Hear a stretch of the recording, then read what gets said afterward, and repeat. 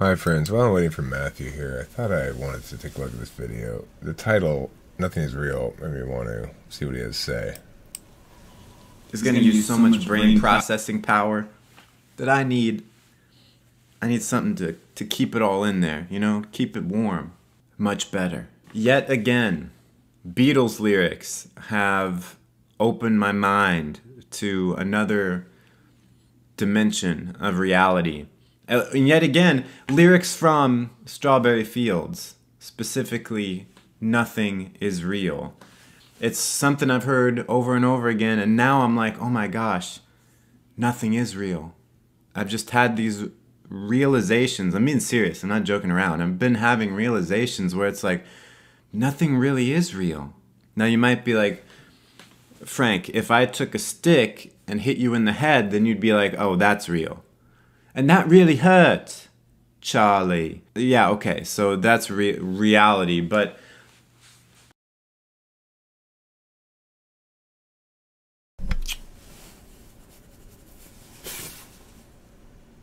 Let's see.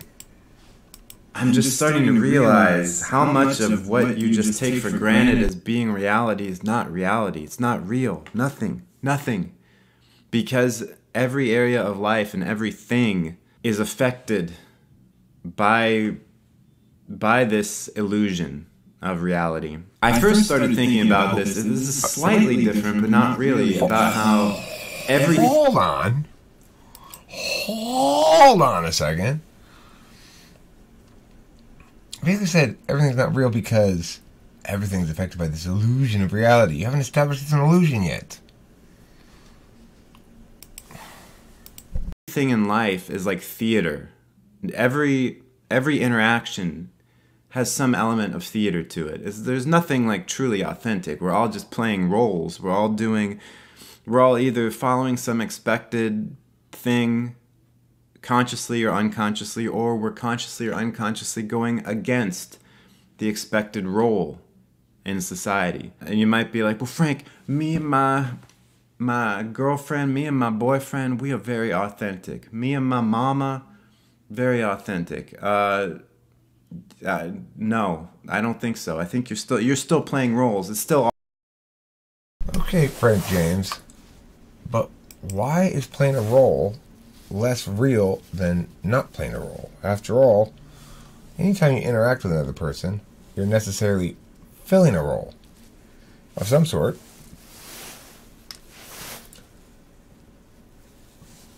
Whether it's a contrivance or not is an entirely different question. We each have various manifestations of self that we bust out for certain occasions, and some of them are actively constructed, and some of them are constructed by habit.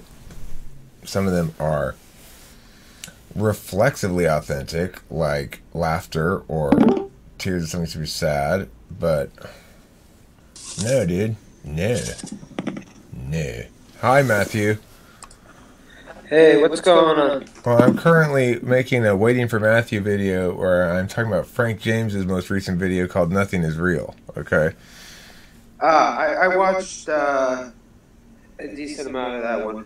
Oh, you did? Okay, well, I'm at 2 minutes. If you want to join me in your own tab over there on your own computer, then you're not going to be able to hear it when I push play. But anyway, I'm going to start at 2 minutes and listen a little bit more of it. I'd have to be watching it, too. That's what I'm saying. Open it up in a separate tab. Okay. Alright. Alright, here. I'm going to push play, though, for now. All theater.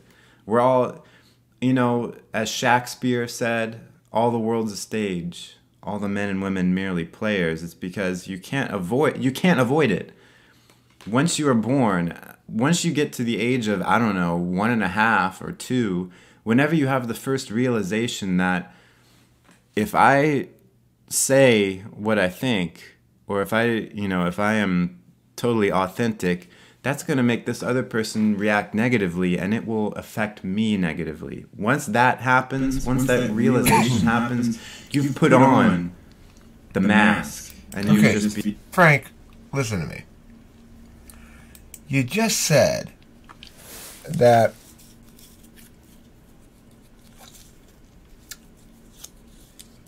as soon as that it's an inescapable part of the human condition. That as soon as you're 2 years old or whatever, and you have an awareness of other people's perceptions, you cease to be authentic and are doomed forevermore. But if it is in fact implicitly a part of the human condition and unavoidable, then what makes it fake?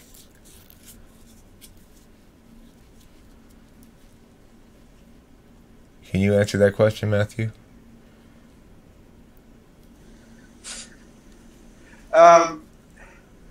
I guess to some degree it could be seen as limiting, and any role you're playing, you may have some awareness that there could be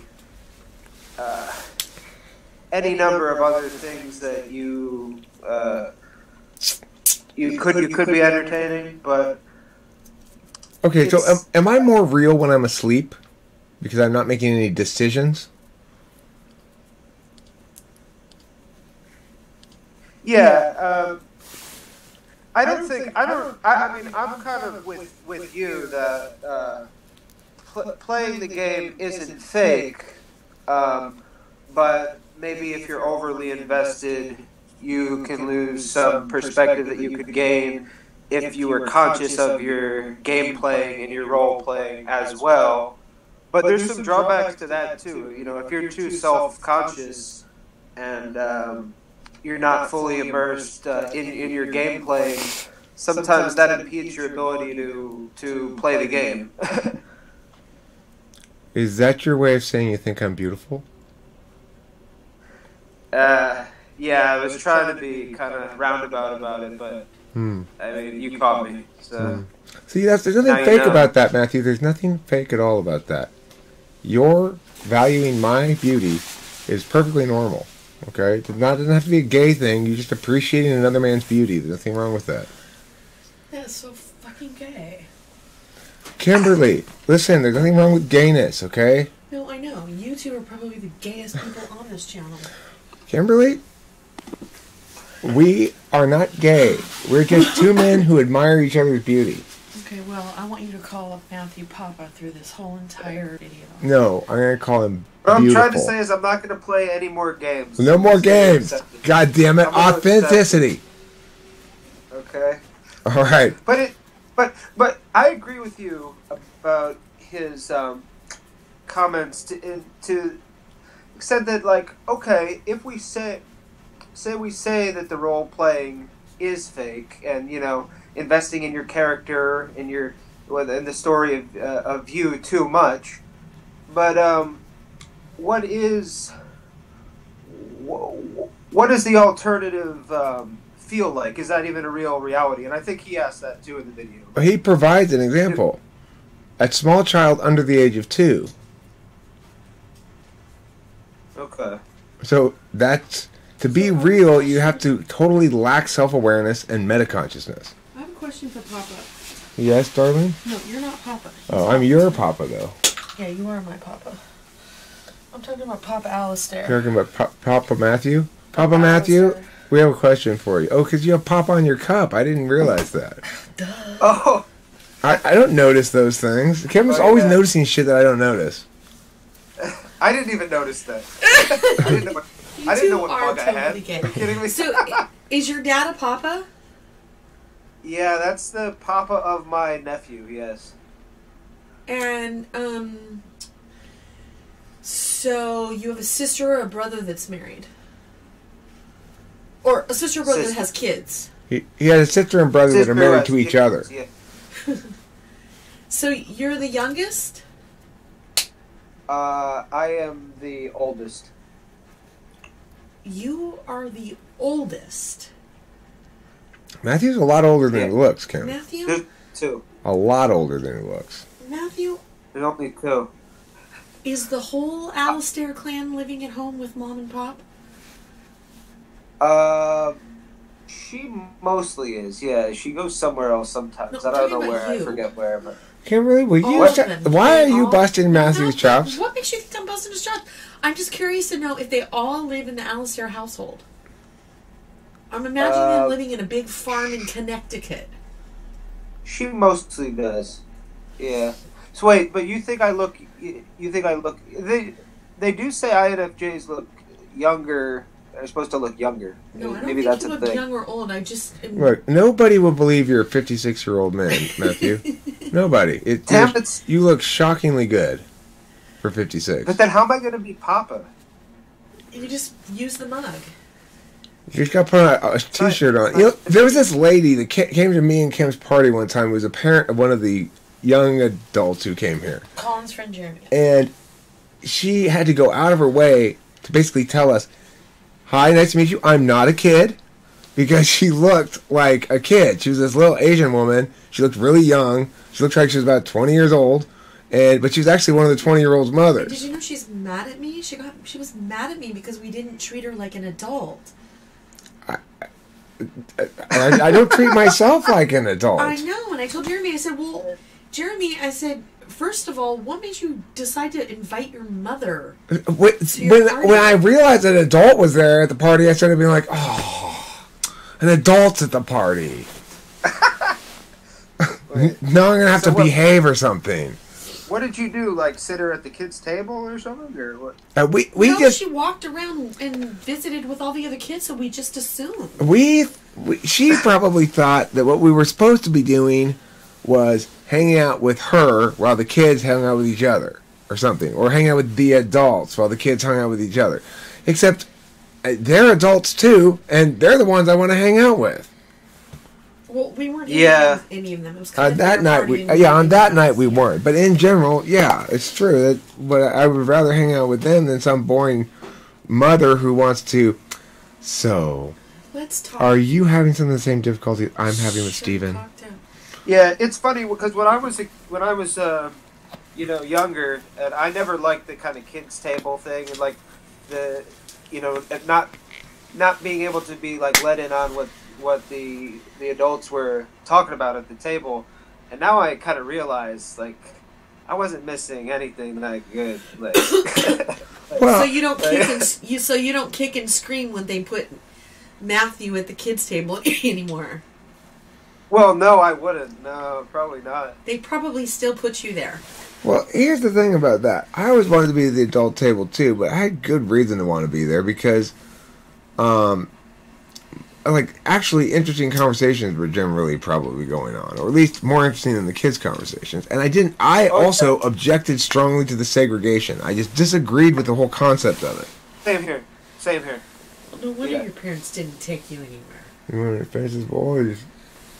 Yeah, try to finish it. No wonder they couldn't take you anywhere. Yeah, there is a thing where they just assume kids, are not intellectually capable in certain ways, but a lot of it's probably them just projecting because their version of when they were a kid, like they wouldn't have even want to be taken that seriously. I don't even think that's the case. I think that adults or just weren't taken that seriously.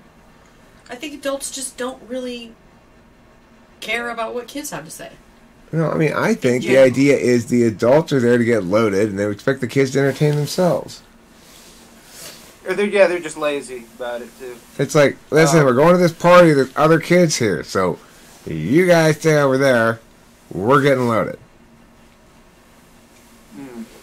So when did this Asian woman reveal that she was an adult? Like at the end of this? No, right away. Like she anticipated this problem. It's obviously happened to her before. Well, she was also dressed up.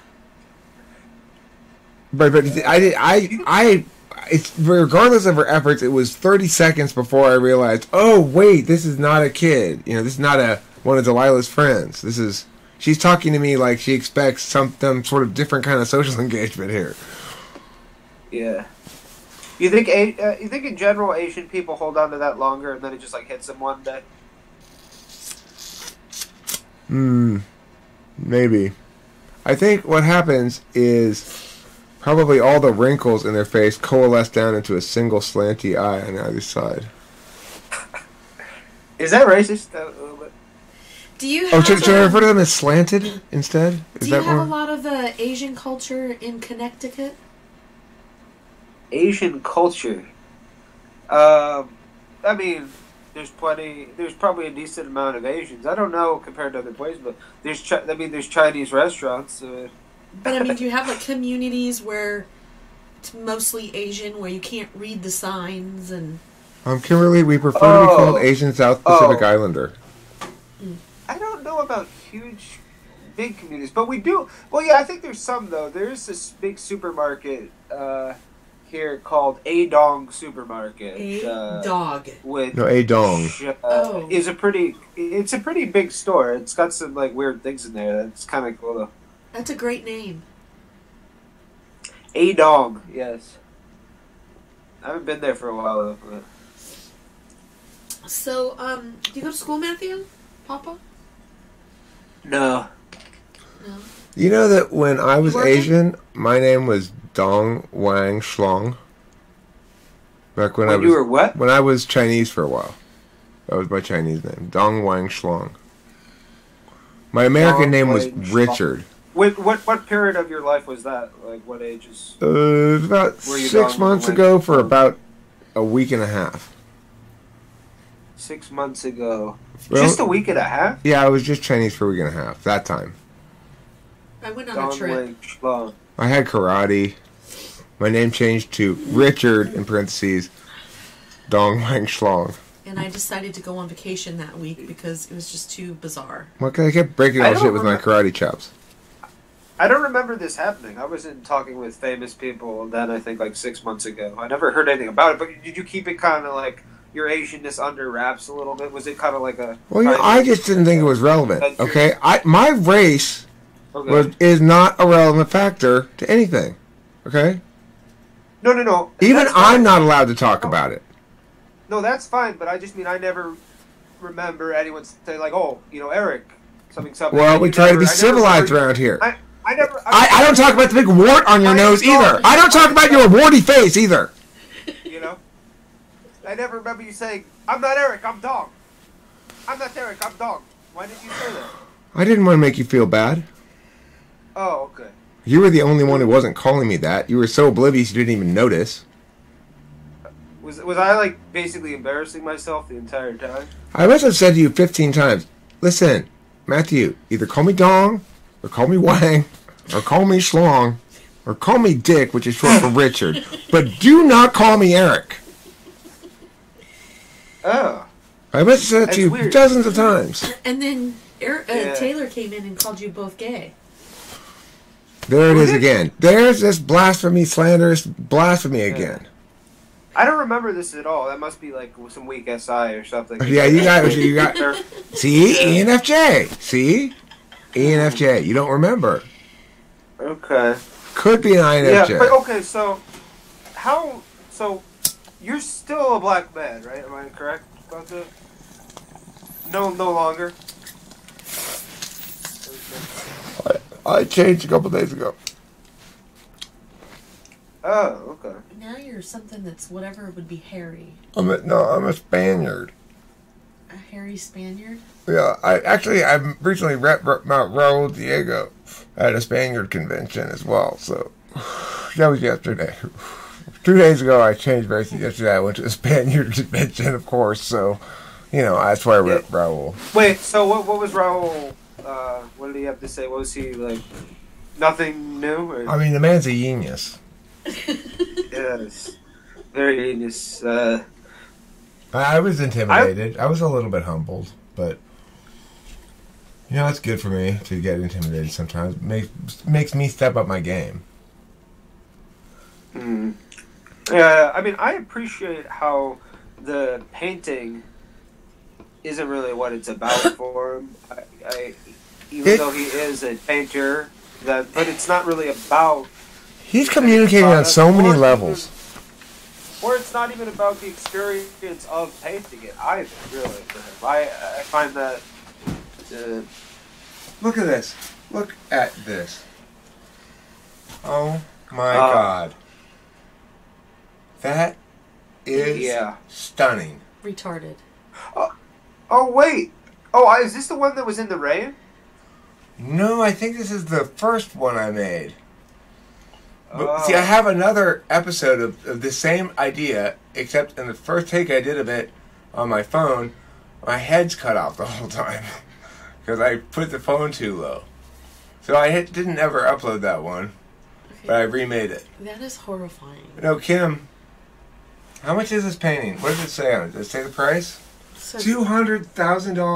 No, it says take it to the Goodwill. Kim! A Raul Diego original. Take it to. That's why I got it shoved in this Goodwill. box over here. Were you able to talk him down on that price for me for like? Oh, was that you? $50. Was that you? Yeah, he also thought you wanted $50. You know what, Matthew? If we ever get That's a big discount. if we ever get a right sized box and a sudden bug up my ass, I will mail you a Raul Diego painting, okay? Yeah, I mean, because I really do appreciate the like $195,000 discount and everything, but like what I like about his art, other than the he doesn't care about the experience of painting or the painting itself. He's But I too also full of like ideas. I like how the finished product looks like it could have been done by like a retarded 3-year-old, but at the same time, It takes there's a years way of practice. there's a way you can intuit that it wasn't Right. done by a retarded 3-year-old, but only certain people get it. Look, there are only two kinds of people who can make a painting that looks like it's made by a retarded 3-year-old. One type is a retarded 3-year-old, and two is a super genius. Genius, you mean?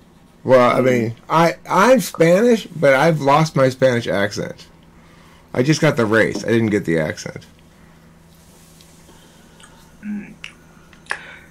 So, and I mean, others do try to do similar things to what he does. I've noticed, but you could tell that there was a certain amount of deliberateness in the retarded 3-year-old approach they were taking. You can tell. That's all. Well, I'm Van saying. Gogh's obviously an imitator. I don't know if you've seen those painted by that guy Van Gogh. Have you seen them? It's like Starry Night, things like that. Yeah, the sunflowers. Okay, Yeah. they're pretty famous. Anyway, that guy's obviously That is your copying option. Raul Diego. You can see it, right? You've seen that painting. It looks obviously like he's copying Raul Diego. Which Diego? Which piece are you referring to? Well, I mean, my thought initially is the landscape. That is classic landscape, ocean over here. But You were doing so good, Matthew. You were holding it together, keeping a straight I face. was laughing because like I asked that without even like trying to that was that came out as like a real question for me. You did good. I know. I was like waiting for you to bust your ass up. I think I know what you're saying. It's like when you start thinking, when you start getting into the world of that character, it's like, well, he's probably got 70, 80 paintings done. You know, I've got, of course, there are 2 Raul Diego paintings. But It's just the idea that like Van Gogh actually was like ripping him off. Like, what would he? There would be nothing to rip off there. Like, dude. I think I didn't say that. I take that back. I take that back. I'm sorry I said that. That was that was I didn't mean insulting. it. If Raul were here, he'd be insulted. I'm not gonna get the discount, am I? But I think what he'd I get, don't know. I think what he'd understand, Matthew, is that really this is just a meta joke you're making to show your own intuitive appreciation of his genius. Okay. I'm not intuitive enough to know if that's true, but I'm just gonna take. You know Raul. You've talked to Raul, so you. I'm doing intuiting right now, so that's how you intuit. Yes, the answer is yes. Oh no. Yeah. That was So I'm crazy. just gonna take your word for that. Is this snowing in So- Connecticut? Wait, hey, hold on. We gotta stop this video or get back to Yeah. the topic. Oh, Is nothing put real. Frank James on. Oh, yes, we have to put on some Frank James. Whenever I want to Or get my you lady have- in the mood, I put on a little Frank James. You've joined the play. You are in the play now, and everything is theater from then on out. You can't get away from it. I'm not saying it's bad. I'm just saying that's the way it is. And don't.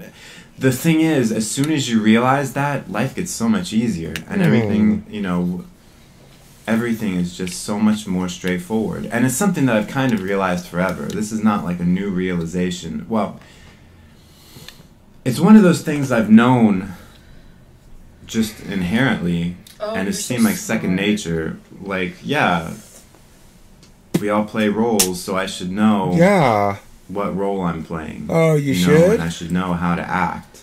How should you act right now? And of course, I've heard many... As his mom calls up. I mean, Kevin, you need to clean your room. He has got 35,000 subscribers, Kimberly. Oh. That's pretty good. What is your problem? Well, you're always... I don't like that particular angle of teasing. What angle of teasing? I don't want to go into it. Here's the thing. Do you think this guy's an INFJ, Matthew? I see two contradictory indications here, but go ahead, please.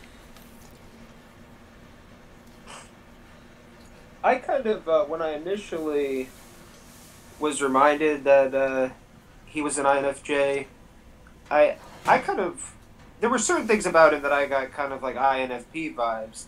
And he did play that Nick Drake song pretty well, and Nick Drake is supposed to be an INFP. And I mean, not that that means anything, but he does... But I do think I'm kind of leaning towards INFJ over INFP, actually.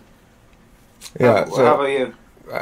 Didn't you type police him and say he wasn't INFJ? Maybe I said he was INFP. Yeah, and I think he's in this. He should be in jail. I don't know why they let him out. But regardless, do you maintain that, or have you? Do you maintain your position? Well, I'm actually rethinking it right now. That's what I wanted to talk about a little bit. Is so on the one hand, it's true that he's viewing FE display or FE perception management as inauthentic and therefore not real. Now that would be consistent with like an FI valuing because sorry to interrupt. But well, I'm going to just say that I definitely do some of that too. Yeah. But what I'm saying is, I don't buy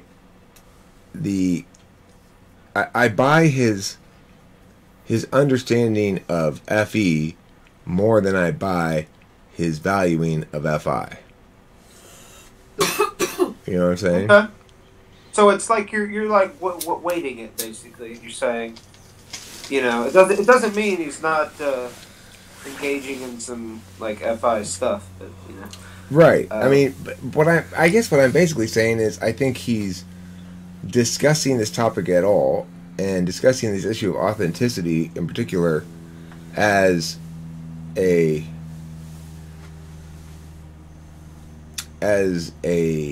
perception adjuster. So it's a way to get ahead of critiques regarding one's fakeness or something. It's a fairly, on the one hand it's a fairly deft way of doing it. On the other hand, it's a fairly clumsy way of doing it. I get that feeling a lot about this guy. On the one hand, you're saying there's more strategy that might be meeting the eye, you know. Yeah. Like, more calculation. Well, not in the bad sense of calculation, but like right. Just... There's nothing wrong with being calculated in general. It does have a negative connotation, but there's nothing wrong with being calculated. And lots of my favorite people are very calculated. But he's obviously projecting his own experience onto everybody else, because I'm largely inattentive to my conformity to roles, except in some basic physical ways. Like, I do try to control my physical movements sometimes, because I know I can be very fidgety, and that's annoying to watch. Yeah, I don't really... I don't think in terms of the physical body I'm that... But I'm probably unconsciously doing a lot of trying to make sure I'm not going too crazy with the body. But... One more point about the kind of philosophical things he was talking about. I do think there could be an advantage to like not overly identifying with that character, that role, and just being more of your quote unquote truer like nature somehow. But the problem is that I think what people would be doing in trying to do that is they would think that they're doing that, but they'd really just be dissociating from the kind of role that they were playing, and like not actually being their wider self, and just thinking they are. So I think even if he's right on this thing, and it's kind of which I think he mentions too, that it's kind of like it's a little bit of like an unattainable. Well, look, here's the thing. It's so